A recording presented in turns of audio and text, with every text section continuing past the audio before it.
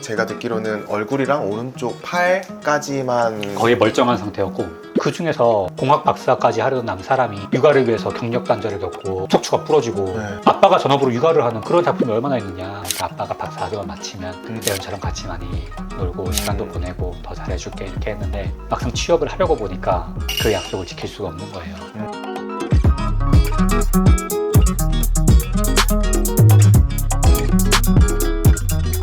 오늘은 공학 박사에서 웹툰 작가로 또 초대박을 터뜨리신 닥터베르라는 이름으로 활동하고 계시는 이대양 작가님 모셨습니다. 네, 반갑습니다.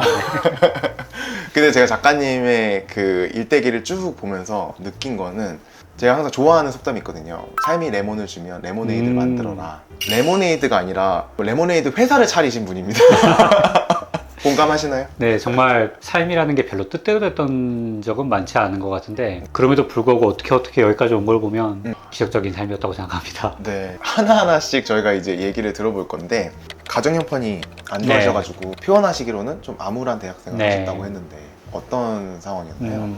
서울대학교에 합격할 그때 막 저희 아버지가 이제 내 집 마련에 성공을 하시고 정말 우리 집이 좀 피나보다 이런 상황이었어요. 네. 근데 그 직후에 아버지가 좀 되게 큰 교통사고를 당하셨거든요. 되게 오랫동안 누워 계셨어요. 이게 연끌을 해서 집을 산 상황이었으니까 집 이자나 이런 것들이 나가잖아요. 그 사이에 정말 막 집에 딱지가 붙네 마네 하는 상황까지 되게 금방 안 좋아지더라고요. 다행히 일자리를 구해서 학원 강사 생활을 하면서 대학교 1학년 생활을 시작했거든요. 그런 생각들 많이 하잖아요. 뭐 대학만 가면 되게 마음껏 놀고 뭔가 재밌는 일도 많이 생기고 막 연애도 하고, 저는 그런 거랑 정말 인연이 먼 대학 생활을 하면서 되게 좀 억울하기도 하고, 한편으로는 또 좋은 대학을 간 덕분에 그 발등에 떨어진 불을 끌 정도의 상황이 됐잖아요. 그런 거에 또 감사하면서도 되게 좀 복잡한 마음이었어요. 여기서 저는 그 레모네이드를 만든 네. 시작이 된 게, 암울한 대학생활 하면서 세상을 탓하고 이럴 수 있는데 그 와중에 그 이야기를 가지고 내가 상상하던 캠퍼스는 이런 모습이었는데로 네. 그 공대생의 사랑 이야기 아, 네. 이거를 쓰셨어요. 네. 처음에는 그냥 유머 커뮤니티에 썼는데, 그 웃긴 대학. 네, 웃긴 대학이라는 곳에 처음에 글을 쓰기 시작했는데, 거기서 네네. 이제 네이트 담당자분이 갑자기 연락을 하셔가지고 고려를 줄 테니 네이트에서 연재를 해보자. 한 달에 제가 고려로 20만 원 정도를 받았거든요. 근데 그래도 글을 써서 돈을 번다는 게 그 당시엔 그렇게 쉬운 일이 아니었거든요. 그쵸. 네, 정말 네. 내가 글을 써서 돈을 벌다니 이런 자부심으로 거의 3년 정도를 포털에서 연재를 했었죠. 심지어 그것 때문에 인기가 많아져서 네. 팬카페도 생기셨다고. 그건 제가 만들었어요. 아, 진짜요? 돈을 준다고 하니까 이제 난 프로구나 이렇게 되면서, 프로라면 팬카페 정도는 있어도 괜찮지 하면서 제가 만들었어요. 네. 진짜요?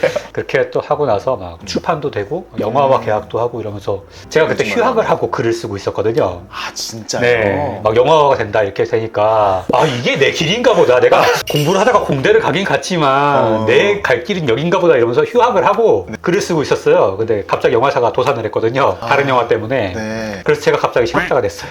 보통 어른들 그런 이야기 많이 하잖아요. 네네네네. 이렇게 뭐 그림 잘 그리는 거, 글 잘 쓰는 거 이런 거 그 다 되게 불안정한 길이고 어떻게 될지 모르는 길이다. 네네. 그거를 한 번을 안 믿다가 정말 제가 졸지에 갑자기 그렇게 되니까, 휴학까지 했는데. 네, 휴학까지 하고 저는 하고 있었는데, 저는 원고를 들고 딱 갔는데 갑자기 네. 정말 사무실이 텅 비어 있더라고요. 그래서 하고서는 다시 돌아와서 이제 학교 공부를 마치고 대학원까지 가게 됐죠.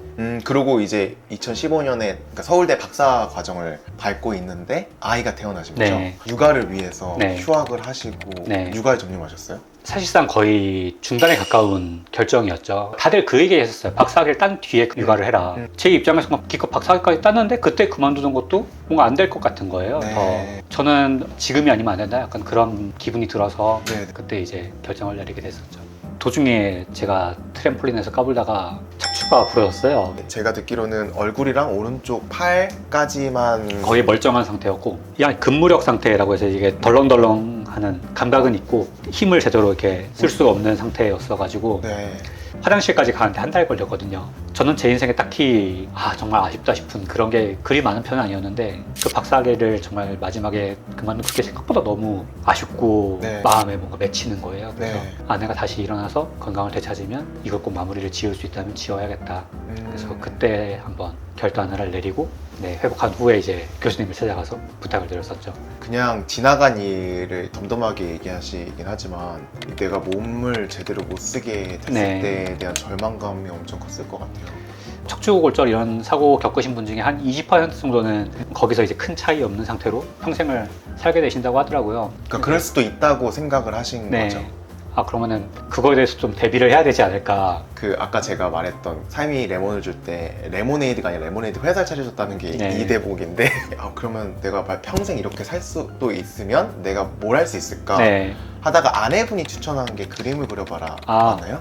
저는 처음에는 제가 글을 썼던 경험이 있으니까 글을 쓰려고 했어요. 음. 근데 왼손이 이게 마음대로 안 움직이니까 한 손으로 키보드 치는 게 너무 힘든 거예요. 네네. 아 뭔가 그러면 좀 다른 거를 해볼 수 있는 게 뭐가 있을까 하다가 그때가 한창 이제 웹툰 시장이 되게 급성장기였거든요. 네. 그래서 아 그럼 오른손으로 그림 그리고 대사 정도는 이제 한 손으로 적을 수가 있으니까 한 손으로 그림 그리고 대사 치고 이렇게 하면서 그림 공부를 시작을 했어요. 네. 어느 정도 그림이 숙달이 된 뒤에는 아 이제 한번 웹툰을 도전해봐야겠다. 나는 어떤 이야기를 할 수 있을까 네. 고민하다가 물리 만화를 제가 그렸거든요. 이제 음. 공학 박사까지 네, 나름 네, 이제 네, 했던 네. 사람이니까 네. 나만 할 수 있는 이야기가 아닐까.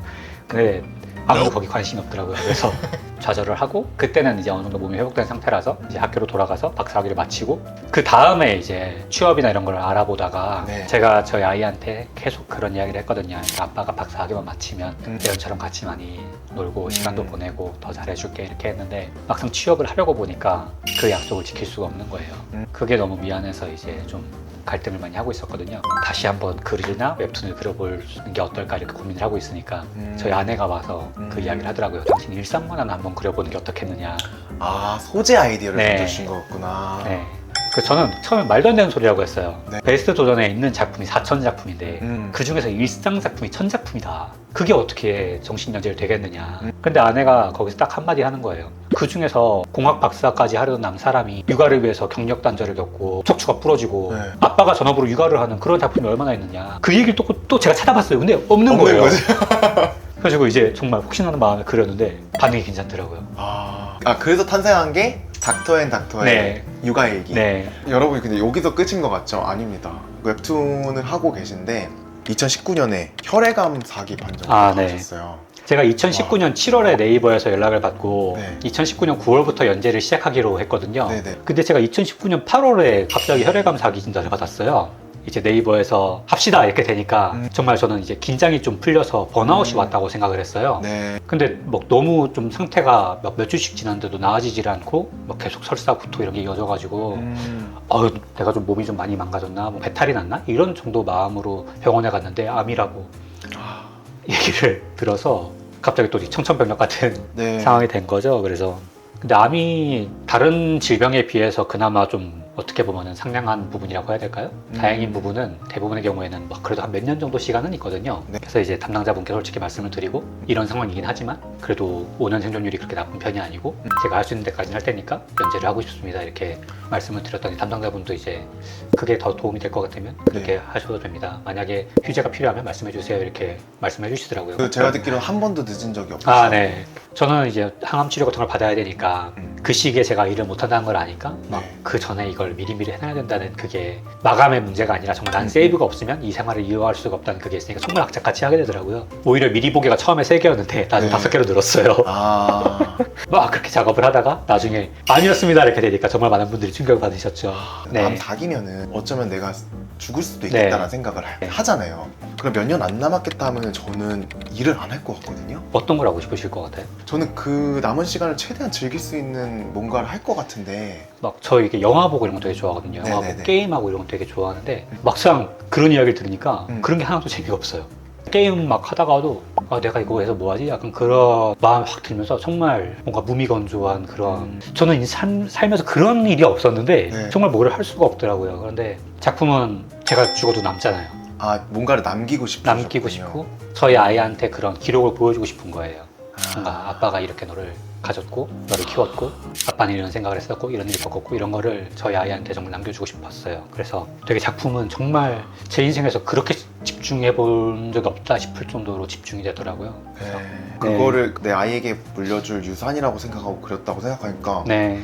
어떤 마음이었을지 네. 조금이나마 알 것 같아요. 네. 그러니까 그 외에 다른 일을 안 하고 그 연재를 해야만 했는지 네. 그러니까 그렇게 생각하니까 저도 그렇게 할 것 같아요. 네. 그러니까 세상에 난 뭘 남길 수 있을까 네. 생각하고 노는 것보다 남길 수 있는 일을 할 것 같아요. 네. 정말. 그래서 지금은 어떻게 건강하신가요? 올해 1월에 이제 공고요법이라고 해서 네. 재발을 막기 위한 항암 치료가 있거든요. 음. 그래서 그것까지 마치고 지금 추적 관찰만 남겨놓은 상황이고요. 한 네. 3년 정도 재발이 없으면은 이제 완치 판정까지도 완치됐다고. 받을 수 있는 그런 희망적인 상황입니다. 아 네. 그렇군요. 그 시련이 왔다가 좋았다가 왔다가 좋았다가 네. 계속 반복하면서 물론 좌절할 때도 있었지만 그거를 더 나은 일로 극복하신 거잖아요. 계속 네. 계속해서 그 점을 저는 진짜 너무 배워야 될 것 같고 네. 저도 앞으로 그런 생각할 때 있거든요. 아 진짜 이렇게 일하다가 내가 꼬꾸라지면 어떡하지? 아, 네. 그럴 때마다 박사님을 떠올릴 것 같아요. 일단은 안 꼬꾸라지는 게 제일 우선이니까요. 네네. 네, 운동 꾸준히 하시고 규칙적인 생활을 하시고 네네. 왜 암에 걸렸을까를 되게 억울해했는데 음. 막상 생각해보면 좀 너무 몸을 막 굴렸어요. 그래서 정신력 이런 것도 좋지만 그래도 네, 규칙적인 생활과 꼭 필요합니다. 네.